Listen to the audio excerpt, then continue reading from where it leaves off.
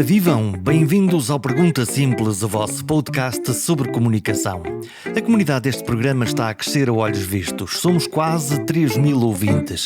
Obrigado por isto, obrigado pela escolha, obrigado pela partilha. Se ainda há amigos que nunca tenham ouvido falar do Pergunta Simples, deem-lhes uma ajuda, mandem-lhes o link, o perguntasimples.com, com uma frase de ânimo para que possam subscrever numa das plataformas que distribuem podcasts gratuitamente. Seja o Apple Podcasts, o Google ou o Spotify, há muitas e todas têm aplicativos para poder ouvir comodamente podcasts no telemóvel, este ou outros.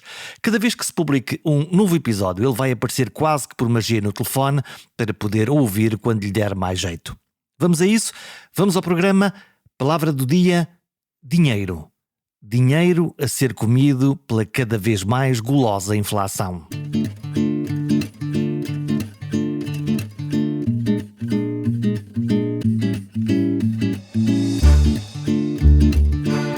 Vamos ficar mais ricos ou mais pobres?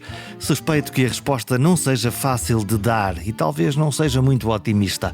Talvez seja mesmo impossível. Por mais que os economistas saibam, por melhores computadores e dados que tenhamos, a economia depende de algo absolutamente incontrolável: a expectativa. E a comunicação, em particular, a percepção, joga um papel-chave. Aprendi nesta conversa que em economia o futuro interfere com o passado. Parece estranho, mas de facto, se cada um de nós souber, ou entender, ou perceber que nos vai faltar pão, mesmo que essa ideia seja falsa, nós vamos reagir de imediato e comprar pão. E talvez compremos mais pão do que aquilo que precisamos. E com este simples movimento coletivo de assambarcamento, o pão pode mesmo faltar. Não porque haja escassez, mas porque o nosso medo esgotou o que havia nas prateleiras. Por estes tempos aparecem na minha cabeça expressões de que me lembro quando era criança, muito criança. Por exemplo, a carestia de vida, o custo de vida, o efeito da inflação, o preço da gasolina e de tudo o resto, sempre a subir. Dos salários que pareciam subir muito em percentagens, mas menos que o aumento dos preços. Estaremos de novo aí? Esta conversa é sobre economia. Para mim, uma espécie de ciência oculta, mas uma ciência oculta que me fascina. E a pergunta é óbvia: vamos ficar mais ricos ou mais pobres neste próximo ano ou nos próximos 2 anos? Bem, a medida de riqueza de um país, e estamos a falar de uma riqueza média, não é? É o PIB real por pessoa, não é? A tal riqueza média. Nesse sentido, aquilo que se espera, de facto, é que 2022 venha dar seguimento a alguma dinâmica de recuperação daquilo que foi a crise pandémica e que nos vá permitir ultrapassar os níveis de riqueza que tínhamos em 2019. Portanto, se tudo correr bem, a nossa riqueza, ficamos mais ricos todos. Todos não, em média. Em média. Lá estamos no frango que se divide a meio, não é? Quer dizer, em média vamos ficar mais ricos. Mas o que aconteceu com a pandemia é que nós fizemos uma travagem e, portanto, essa riqueza é real. Isto é, nós ficamos mesmo mais ricos ou é uma riqueza comparada com um baixio que nós tivemos ali atrás? Não, de facto há um efeito base. Quando olhamos para as taxas de crescimento é preciso ter cuidado, não é? Por exemplo, nós este primeiro trimestre, os números ainda não saíram, mas estarão prestes a sair, relativamente ao crescimento do PIB, da tal riqueza que é criada, quando a taxa de crescimento é calculada em termos homólogos, ou seja, quanto é que a riqueza aumentou entre janeiro e março, relativamente a janeiro e março de 2021, vamos ver aqui um aumento sobredimensionado. Porquê? Porque entre janeiro e março de 2021 foi um pico pandémico que nós tivemos, com um conjunto de regras de confinamento que preveniram uma livre atividade económica. E, portanto, isto travou. Gravosas. Exatamente. Por isso, a taxa de crescimento que nós vamos ver em termos homólogos, se calhar atingirá perto dos 10%, para ter uma ideia, a taxa de crescimento do PIB neste primeiro trimestre. O que seria uma coisa extraordinária, não é? Nós dizemos, uau, mais 10% de rendimento, era fantástico. Mas veja que a taxa de crescimento em cadeia, ou seja, relativamente ao último trimestre de 2021, estará a menos de 1%. Por isso, é esse efeito básico que eu creio que estava a aludir. É por isso que nós, aqueles que não precisamos de economia, na realidade depois vamos tendo surpresas, não é? Por exemplo, eu agora vou ao supermercado e descubro que a minha conta do supermercado está a crescer substancialmente. Isto é, eu agora estou a sentir que estou a pagar mais. Veja, estas contas são fáceis de fazer. Entre 95 e 2014 o PIB português duplicou.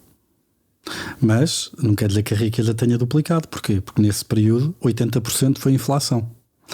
Aquilo que interessa aos portugueses do ponto de vista do bem-estar não é o número de zeros que está no ordenado ou no cheque, é o número de bens que eles conseguem comprar com esse dinheiro. Mas nós, quando negociamos com o patrão, na realidade o que estamos a negociar é os zeros. Isso é verdade. Estamos assim enganados? Não, Okay. Porque quando negocia com o patrão os zeros, tem subjacente, não é? Quanto é que os preços na mercearia estão a aumentar? Só que até agora nós estávamos mal habituados, não é? Exatamente. Com uma inflaçãozinha de 0,1, 0,1,5 e, portanto, estávamos todos mais ou menos. Estávamos tranquilos, não é? E subitamente agora temos números novos da inflação. Exatamente. Estamos aonde?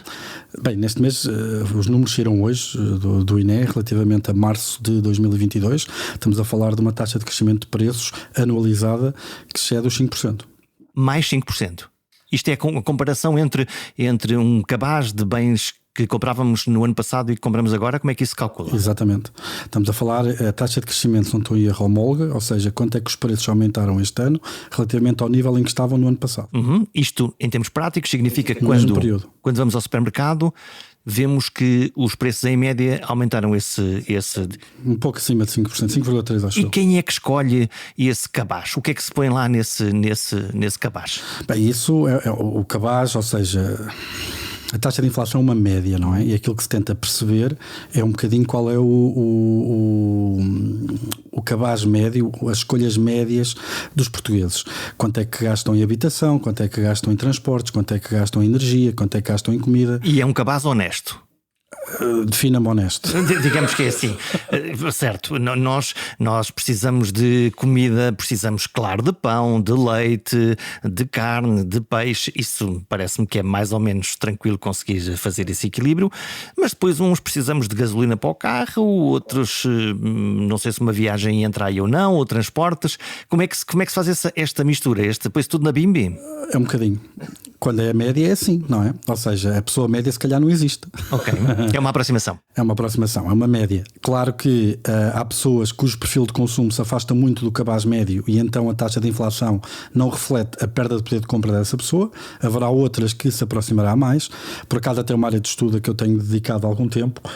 Sistematicamente existe aqui algum enviesamento. As pessoas das camadas sociais mais desfavorecidas tendem a ter taxas de inflação mais elevadas nos últimos anos. O que é uma péssima notícia, não é? É uma péssima notícia e mesmo agora se vê, não é? Porque quais foram os principais componentes de inflação que mais aumentaram? Foi a energia, foi a comida, não é? São itens que têm um peso maior nos orçamentos das pessoas mais desfavorecidas, ou nos cabazes, se quiser, do que das pessoas mais abastadas. O que é previsível que agora, durante os próximos meses, se continuarem a subir esses bens essenciais, lá está o pão, ou as massas, as pessoas mais pobres de Portugal vão ter muito mais dificuldade em comprar coisas básicas? Terão mais dificuldade na medida que o rendimento não acompanhar a subida dos preços dos bens que querem comprar. Aparentemente o Governo disse que não ia aplicar nenhuma correção salarial, estava a falar dos funcionários públicos, mas depois isto tem um efeito obviamente de arrastamento em relação ao resto da economia. Sim, a taxa de crescimento dos preços no setor público, se não me engano, acho que está abaixo de 1%, não tenho a certeza, corrija-me se estou enganado, claramente abaixo da inflação. Há uma perda real de poder de compra para os funcionários públicos, disso não há dúvida. Como é que se corrige no caso das pessoas mais pobres, no caso dos idosos, por exemplo, ou no caso das pessoas que ganham o salário mínimo, como é que se corrige este efeito para os proteger, no fundo, de uma coisa que, se calhar, nós os dois que estamos aqui sentados, é uma coisa que nos aborrece, mas não muda a nossa vida, no sentido de que depende do impacto que tenha, mas no caso das pessoas mais pobres, claramente há um... É muito normal em muitos países desenvolvidos que os apoios sociais estão indexados à taxa de inflação. Que mais uma vez não resolve tudo, porque a taxa de inflação é a taxa de inflação média. Num estudo recente com dois coautores, aquilo que mostramos é que de facto, por exemplo, nos Estados Unidos, se a taxa de inflação, ou melhor, se os apoios sociais e a elegibilidade para pagamento de impostos ao nível federal fosse indexada à taxa de inflação que as pessoas efetivamente estão expostas, dado o seu perfil de consumo, que haveria cerca de 2 milhões de famílias nos Estados Unidos que não estariam a pagar impostos. E quem fala disto está a falar de apoios sociais como a ajudas à alimentação, os food stamps, não é? Que existem nos Estados Unidos, cá em Portugal não são comuns. Aquelas cadernetas que permitem que haja umas senhas para comprar alimentos. Cá não existe, acho eu, mas que é comum, por exemplo, nos Estados Unidos. Em Portugal temos bancos alimentares e temos outro tipo de apoios que as pessoas vão ter. Quer dizer, esses apoios são não governamentais, entre aspas, não é? Então, e é possível prever o que é que pode acontecer à inflação nos próximos meses? Há um gráfico muito engraçado do Banco Central Europeu, que é a entidade que tem a obrigação, que tem a missão de seguir a inflação e estabilizá-la, que é o gráfico da crina do cavalo. Ou seja, que até há cerca de meio ano atrás, aquilo que víamos era a inflação sistematicamente abaixo dos 2%, sempre abaixo dos 2%. A cada mês que havia uma previsão ou um update das previsões do BCE, a previsão era que voltássemos aos 2%, que era a taxa diretora, a taxa objetivo do Banco Central Europeu, e assim andámos vários anos, com sempre a esperar que no próximo trimestre voltasse para os 2%. E nada acontecia. E nunca voltar para os 2%. Isto de prever a inflação é como tudo, não é? Truman costumava dizer que o sonho dele era ter um analista económico maneta, porque sempre que pedia conselhos ou pedia que lhe fizesse alguma previsão, ele dizia-lhe que on one hand this will happen, on the other hand that will happen. E com os economistas não é muito diferente. Veja, por exemplo, em pandemia, nós entramos em pandemia em 2020 e as projeções de crescimento para os diferentes blocos mundiais, 2020 não ia ser um ano extraordinário, tínhamos taxas de crescimento previstas relativamente baixas, até porque a Alemanha estava prestes a entrar em recessão técnica, mas para a Europa mesmo assim ainda tínhamos taxas de crescimento previstas de 1, qualquer coisa. Chegamos a março, vimos que estamos em pandemia, não é? E estas taxas de crescimento foram revistas para perto de zero, de repente, ou até ligeiramente negativas. Mas os economistas em março de 2020 tinham noção que de facto eram tempos extraordinários, porque uma pandemia não é uma crise económica normal. Então traçaram um pior cenário possível em que a economia europeia poderia contrair até 3,5% ou 4%. Veja lá. O que era uma coisa assustadora. Assustadora. Nós chegamos a junho e a previsão central, já não era o pior cenário, era que contraísse a 10%. E fechamos o ano com uma contração de 6 e qualquer coisa. Portanto, é daí que vem a má fama dos economistas. A questão é que o problema que nos pedem para resolver é um problema muito complicado, se pensar bem nisso, não é? Ora, se você pensar nos meteorologistas, por exemplo, não é? Como é que, não sei se queres comparar os meteorologistas com os economistas? Na complexidade que é o problema, e o meu argumento é que o nosso problema ainda é mais difícil que o deles. Portanto, os políticos e a sociedade pedem-te, telefonam-te e dizem: Pedro, eu preciso de saber o que é que vai acontecer daqui a 6 meses. No fundo, aquilo que eu estou a fazer aqui, mas de uma forma completamente irresponsável, porque o que acontecer, eu não vou pegar nisto daqui a 6 meses a dizer: olha, afinal enganou-se. Não. Imagina, o primeiro-ministro telefona-te e diz: Pedro, tenho que fazer o orçamento, não este, o próximo, em setembro. O que é que eu lá escrevo? Qual é a variável que estamos a falar? Esse é o ponto, quer dizer, porque nós quando vemos um orçamento de Estado, é um documento político, ponto final, claro. Não é? Todos sabemos isso. Mas quando os vários governos fazem o seu orçamento de Estado, depois falam daquelas previsões como quase uma certeza absoluta. Não, mas isso é ridículo. Aliás, veja, quer dizer, qualquer economista como é que poderia antecipar um conflito na Ucrânia? Não é? Sim, é impossível. Nós já temos a incerteza toda associada aos fenómenos económicos, a interação entre bilhões de agentes, de empresas, pessoas. Quer dizer, quanto mais com um fenómeno completamente radical como este. Exatamente. Agora, foi assim na pandemia, não é? Ou seja, nós podíamos ter as melhores ideias sobre a dinâmica de sistemas económicos e de repente, mas o que é que nós sabemos de epidemiologia? O que é que nós sabemos se o vírus vai mutar ou não? Isso não está no nosso domínio. E depois não sabemos qual é. Lá está, essa coisa da confiança que é, quando apareceu a pandemia, se calhar com o vírus, se calhar não vou comer fora. Esse é que é o problema adicional, sabe? Quando há bocado lhes falei da questão do meteorologista, porque é que chove? Porque é que a água cai do céu? A água cai do céu por 2 razões, não é? Primeiro, gravidade. Nunca viu água cair para cima. Nunca aconteceu. Talvez só uma vez no Estádio da Luz que desligaram a água e choveu. Que eu não sei se sabe, eu concorri a vice-presidente do Benfica. Não, por isso é que isto portanto, é a única epifenómeno da água vai de baixo para cima. Muito bem, que concordamos que a água vem das nuvens e vem para a terra. Para baixo. E eletromagnetismo são as 2 forças que regem mais ou menos o fenómeno meteorológico. São forças que já estão perfeitamente modeladas desde o século XIX. Os meteorologistas olham para os ventos, olham para as energias que se movem. E mesmo assim não acertam. criam os modelos, normalmente avisam-nos, dizem, bom, estes próximos 3 dias nós temos aqui uma... Mas dizem, há 80% de hipótese que vai chover, já pensou? E nenhuma dessas equações, nem as da gravidade, nem as do eletromagnetismo, tem lá nenhuma incerteza. Nunca se atravessam. Está a ver? Porquê é que eles fazem isso? Ok, no caso dos economistas é pior. É pior por uma razão. Primeiro, ambos temos um problema que é a complexidade. Ok. Nem todos os computadores do mundo, com toda a informação que nós poríamos, quer os meteorologistas com a posição das moléculas todas, quer os economistas com a posição das pessoas todas e das empresas todas, conseguem meter num computador com as leis da economia e prever o futuro assim de uma forma exata. Portanto, não é matemático. Não, até pode ser matemática, é muito complexo. Ou seja, é um problema de complexidade enorme. Mas a economia é uma ciência e a ciência é muito interessante para nos ajudar a resolver problemas, para nos ajudar a perceber o que aconteceu, o que passou, mas já agora dava-nos um jeitaço que conseguisse alumiar um bocadinho o futuro para tomar decisões. Mas nós temos um problema adicional, é que nós somos a única ciência em que o futuro afeta o passado. Paramos aqui. O que é que... Como é que é o aquilo futuro? Que achar sobre o que vai acontecer amanhã vai afetar o seu comportamento hoje. Uma partícula, uma gota d'água está a cair do céu e não está a gritar oh meu Deus, eu vou morrer, vamos estar no chão. Uma pessoa pensa amanhã se calhar vou perder o emprego e vou alterar o meu comportamento hoje. Nós temos questões de pessoas a pensar amanhã vai faltar o papel higiênico e vai tudo ao supermercado comprar papel higiênico e depois o que é que acontece? Falta o papel higiênico. Porque iria faltar? Não. Porque as pessoas acreditavam que iam faltar. Porque as pessoas são parvas no seu comportamento? Não, porque as expectativas muitas vezes são autorrealizadas. E depois, lá está, vamos todos comprar papel higiênico. Isto significa que há pessoas que precisam de papel higiênico que já não vão encontrar. Exato. E o preço sobe. O preço sobe, enquanto o preço estiver a subir é bom sinal que há papel higiênico. Por exemplo, agora vimos o óleo de girassol desapareceu do mercado também.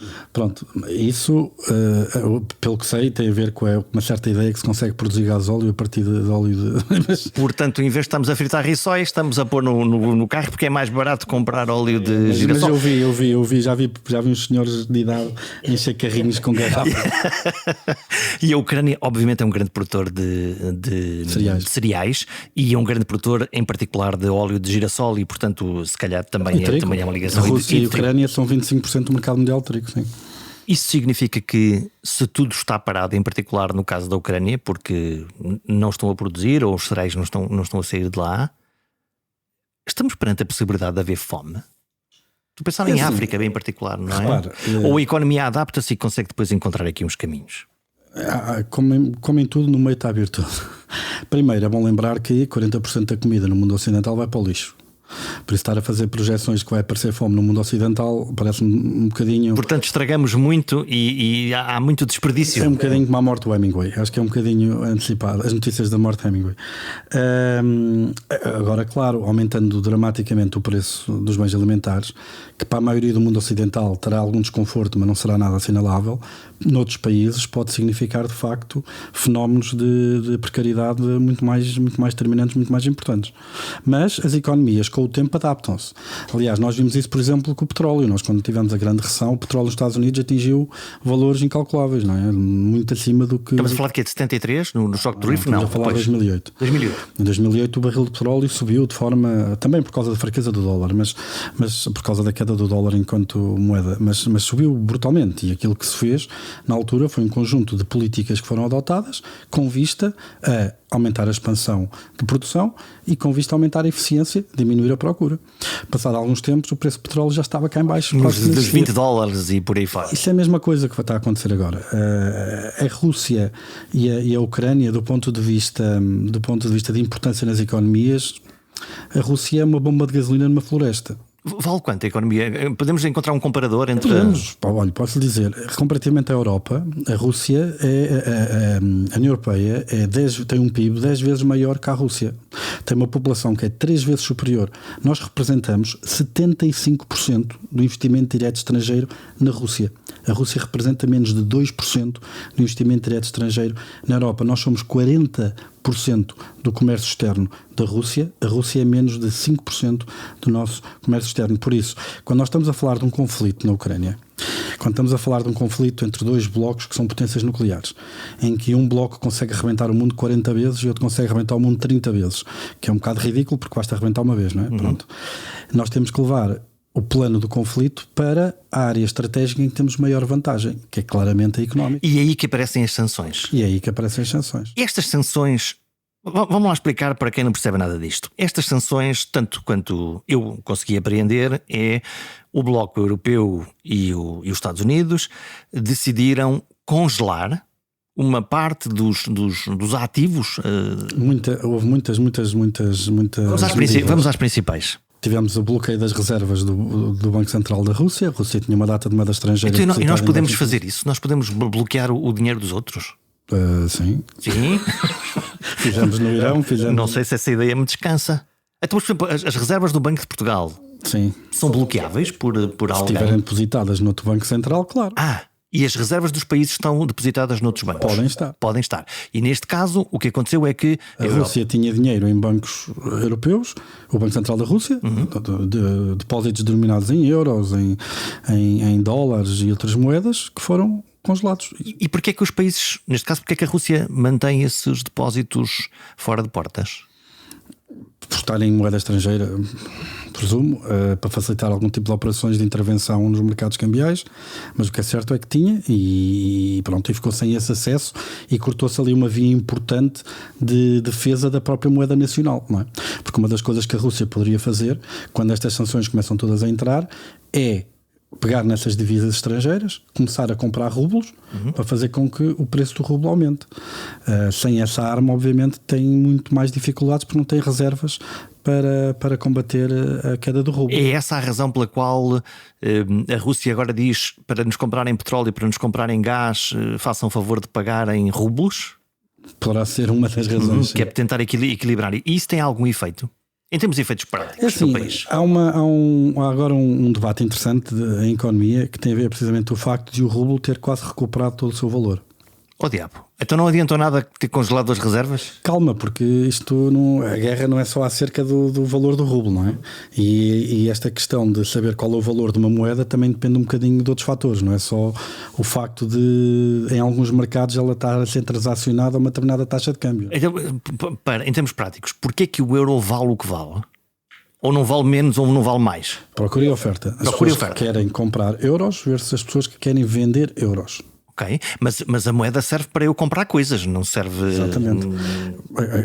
Pronto.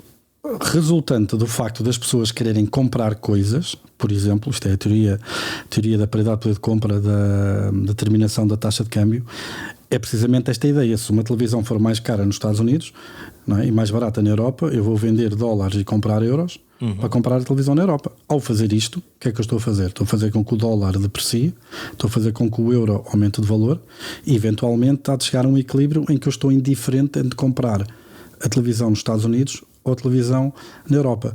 Ou seja, seguindo a ideia de que é o poder de compra das pessoas e a vontade que elas têm de comprar nos sítios mais baratos que determina a procura e a oferta de moeda e o seu preço, na medida em que isso é verdade, é esta a dinâmica que vai determinar a taxa de câmbio. Agora, isto é observado na realidade? Não. E não por uma razão simples, porque há um conjunto de bens que não são transacionáveis. Eu vivi na Suécia e custava-me 60 euros cortar o cabelo. Porque é que não vinha a Portugal? É que é o barbeiro de Cacilhas, portanto, porque é mais caro vir a Portugal cortar o cabelo. Ou seja, esta teoria de que de facto é esta a dinâmica que determina as taxas de câmbio, de facto não vinga, mas tem muito mais relevância empírica e ajusta-se muito melhor aos dados, e essa teoria sim explica muito melhor o comportamento das taxas de câmbio, não quando estamos a olhar para os valores em níveis, mas para quando estamos a falar em taxas de crescimento. Porquê?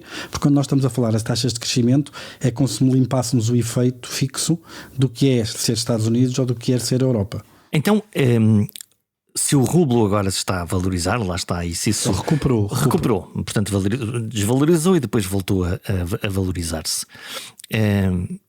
Além desta sanção, há mais importantes que foram também decididas? Há muitas. Houve a questão dos bancos do SWIFT, não é? A exclusão de alguns bancos do sistema SWIFT, em que torna tudo o que é transferências internacionais muito mais difíceis. Aquilo que nós aproveitamos para fazer uma transferência entre nós os dois, que é rápido, praticamente imediato, Exatamente. Está bloqueado e demora mais tempo, mas continua a acontecer ou não? Pode acontecer, só que é muito mais moroso, não é? E logo mais caro. E logo mais caro, e é logo ali um empecilho à atividade económica.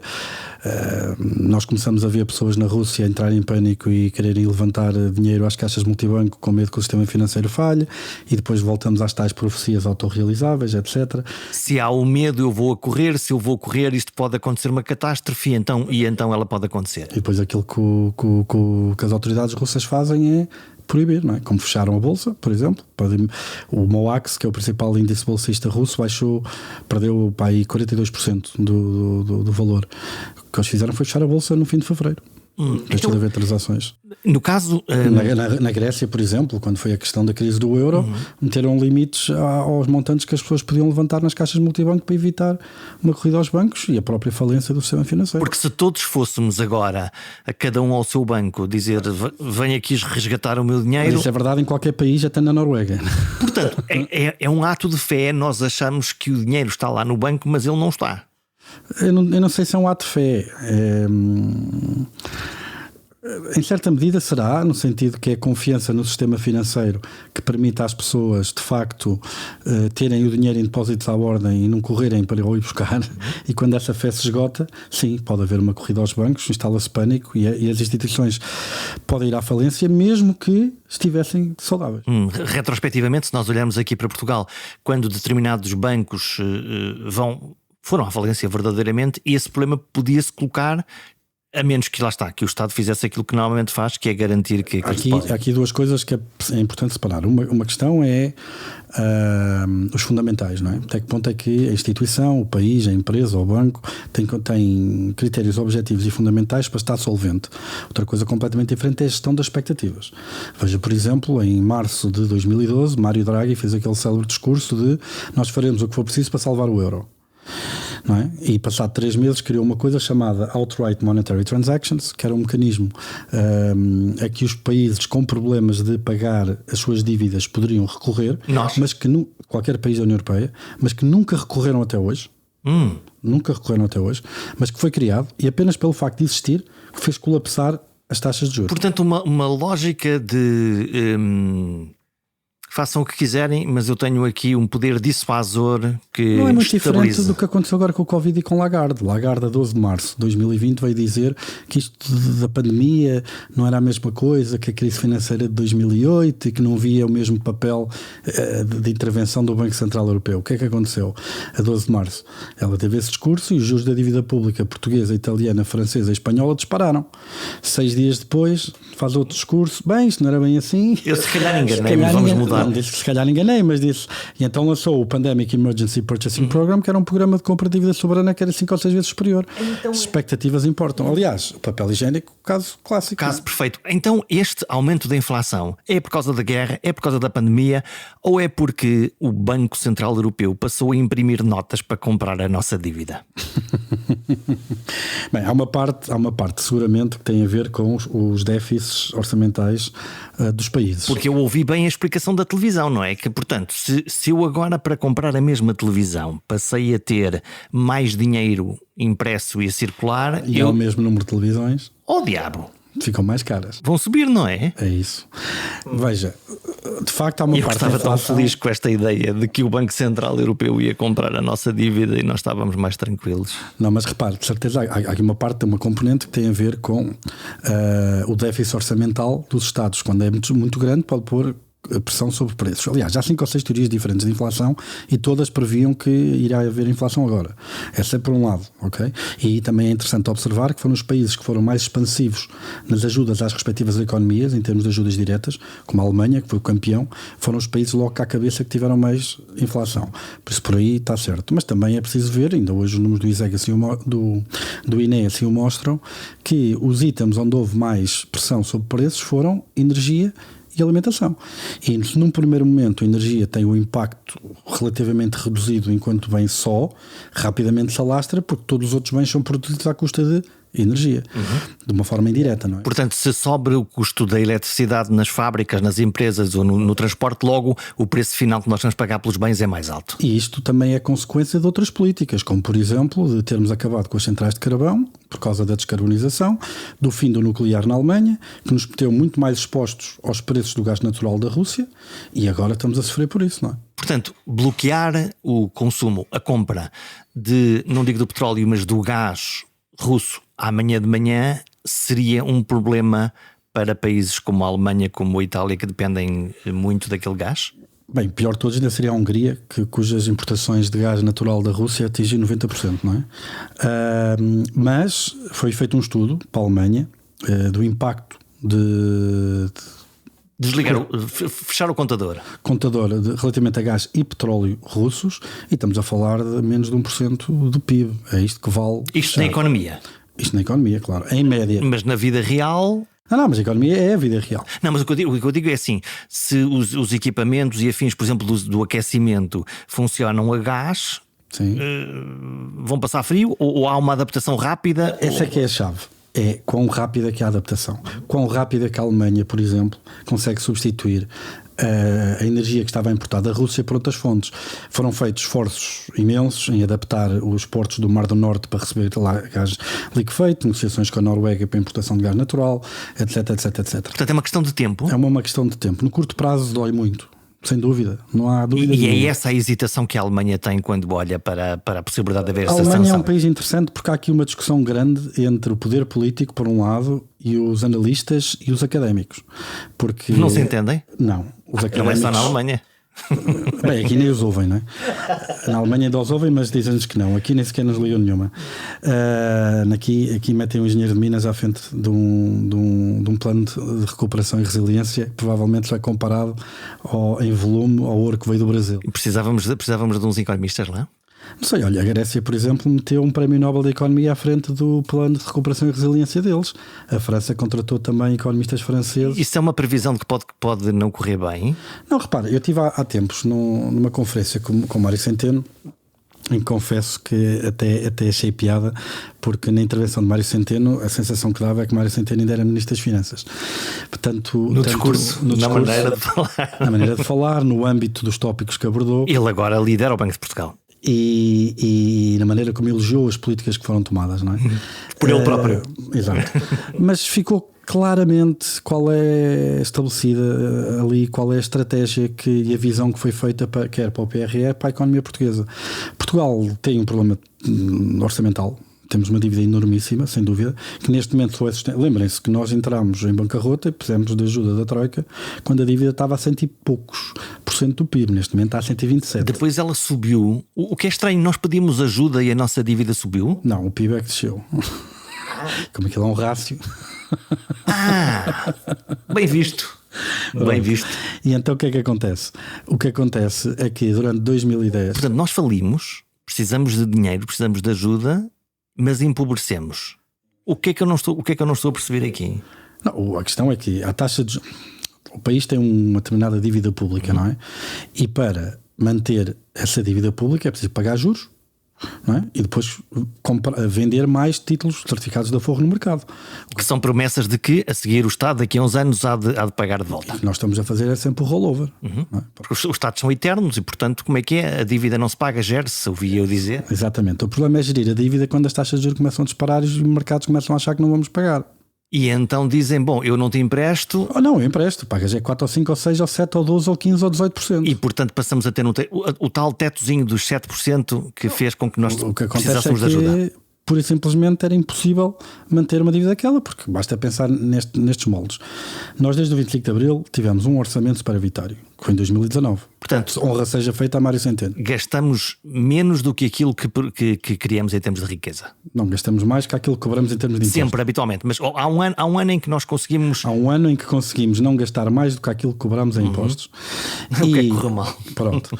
E se mesmo que nós mantivéssemos um orçamento equilibrado, se a taxa de juro sobre a dívida for mais ou menos igual à taxa de crescimento da economia, cresce a dívida, mas cresce a economia, o rácio da dívida sobre o PIB mantém-se constante. Ok, e portanto estaríamos tranquilos. O problema é se a taxa de juros dispara e a economia abranda. Portanto, É o fim do mundo. nós estamos sempre com a corda na garganta. Sim, agora, o que é que acontece desta vez? Veja que nós temos com 127% de dívida sobre o PIB e ninguém está com medo que Portugal entre em default, nem está cá a troika. E podemos estar tranquilos? Sim, mas porque uma boa parte da dívida... Por uma mão e por outra mão, não é? Lá está. Lá está. Uma boa parte da dívida está institucionalizada, ou seja, está na posse do Banco Central Europeu, que já começou a recuar nos programas de compra de dívida precisamente por causa da inflação. Sim, eles já avisaram que não. Que isto é, que iam comprar menos, não é? O que iam progressivamente comprando menos. Exatamente. E o que é que isso liga com a inflação? Então, mas há bocadinho que estavas a falar do Banco Central Europeu ser uma espécie de navio almirante que controla a inflação. Controla como? Subindo as taxas de juros? Subindo ou baixando, ou tendo operações não convencionais, como por exemplo, compras de dívida. Quer dizer compras de ativos financeiros, etc. Que o meu empréstimo da casa vai subir? Provavelmente. E o meu também.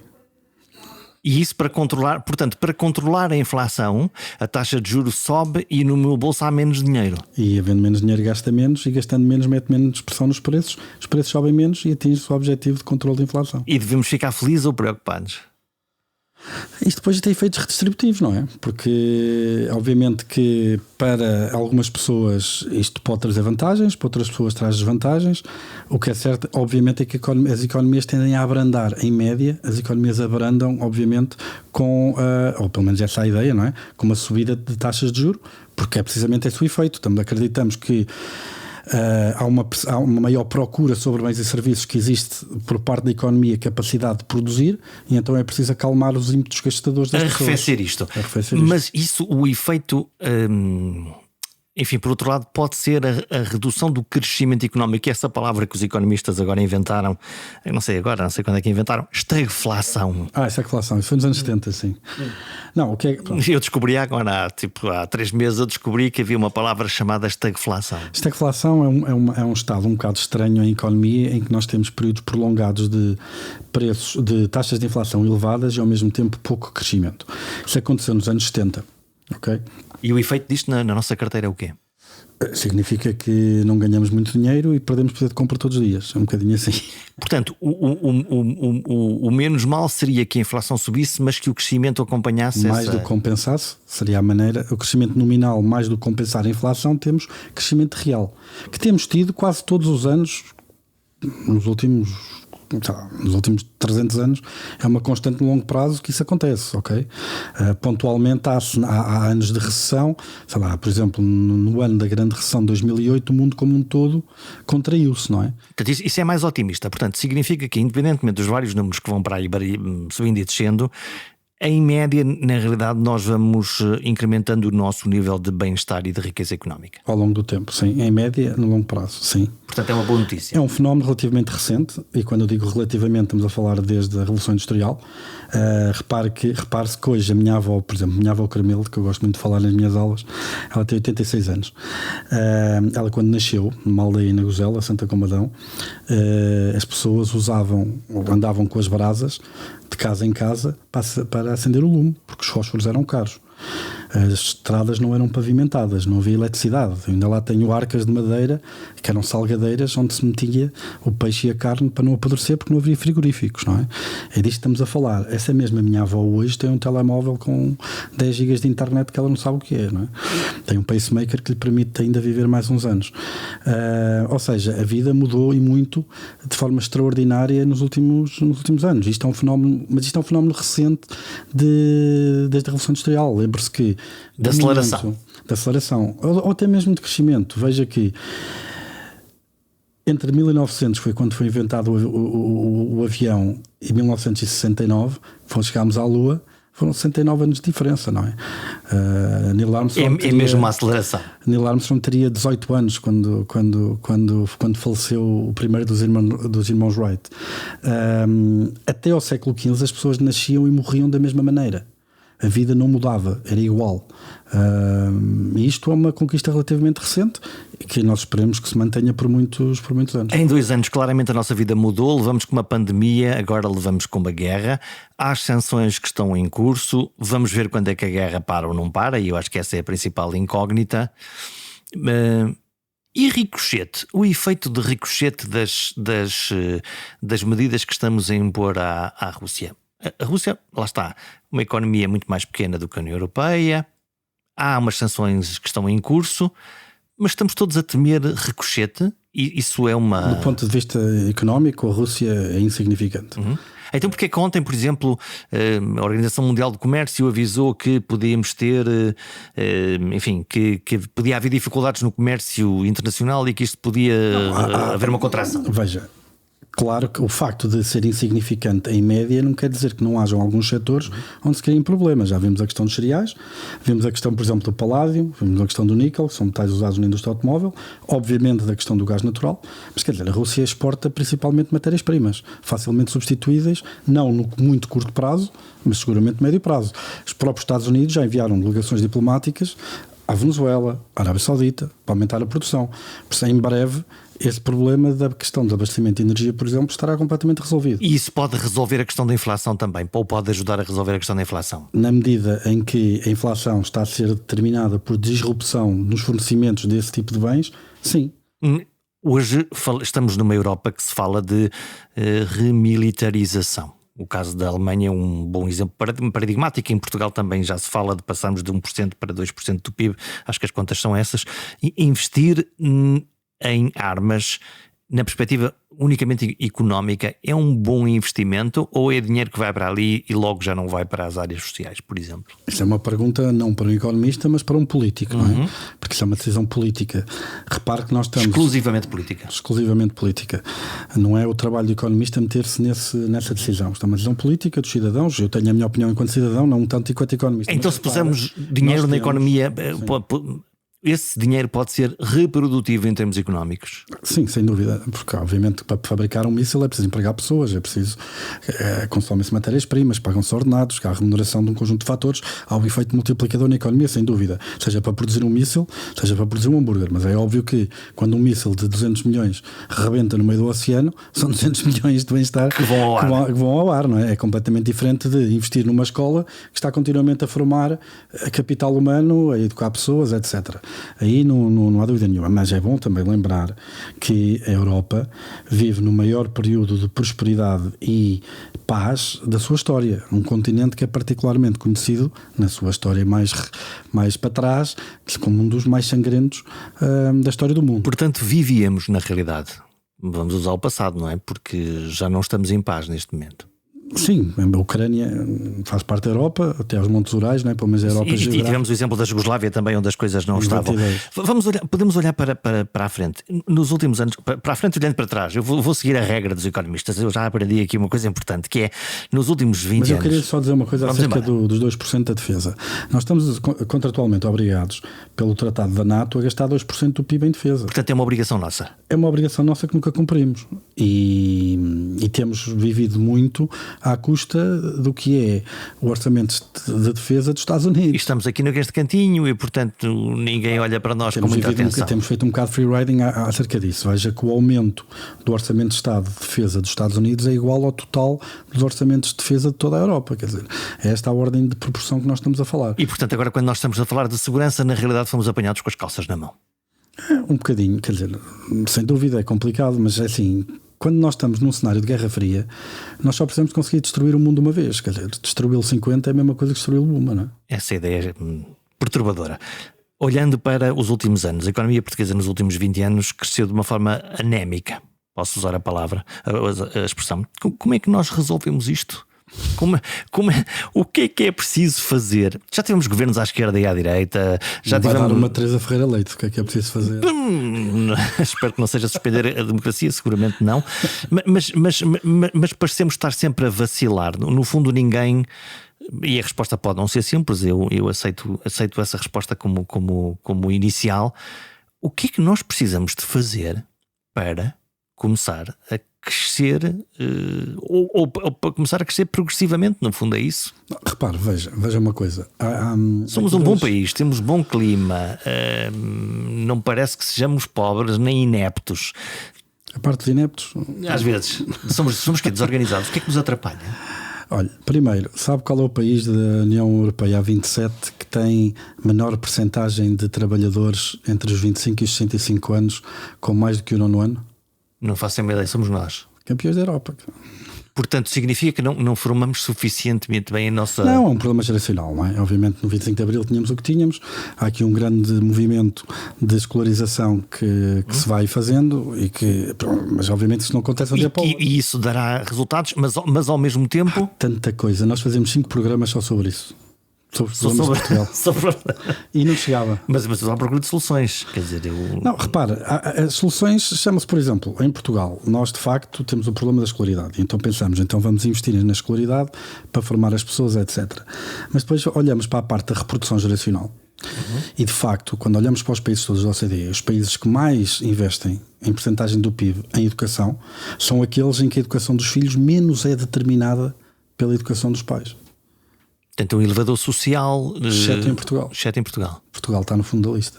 Em termos de mobilidade social, em termos de dependência de qual é o nível educacional que vai atingir relativamente aos seus pais. Portanto, os filhos dos engenheiros e dos médicos e afins têm mais possibilidade de conseguir muitíssimo mais possibilidades do que em qualquer outro país. Lá está a falhar o elevador social, então. Exatamente. Por exemplo, quer mais? Olha, Portugal é o país da Europa onde é mais difícil cobrar dívidas. Não se cobram dívidas em Portugal. Não se cobram. Vai para o tribunal e... Nós temos um tempo médio processual de 721 dias. A média mediana na Europa é 219 e 120 e qualquer coisa. Por exemplo. Quer outra, quer mais estatísticas. Em Portugal, 36% dos gestores têm formação superior. Nos Estados Unidos, 32%, se não estou em erro.